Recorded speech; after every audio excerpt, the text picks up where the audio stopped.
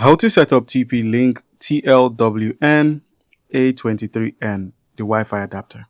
Alright guys, so the first step is to simply plug in the adapter. So insert the TP-Link TL-WN823N into a USB port on your PC or laptop. So make sure you've plugged that into your computer.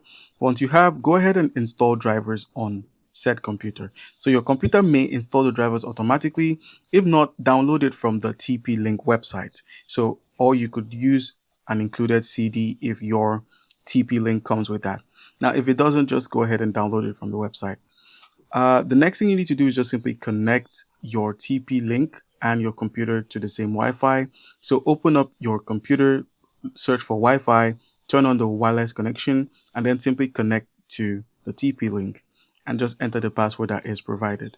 And then once you're done, just go ahead and verify your connection by opening a browser to check if your internet works. Now, if it doesn't work, go back and reinstall your driver. That's the TP-Link driver.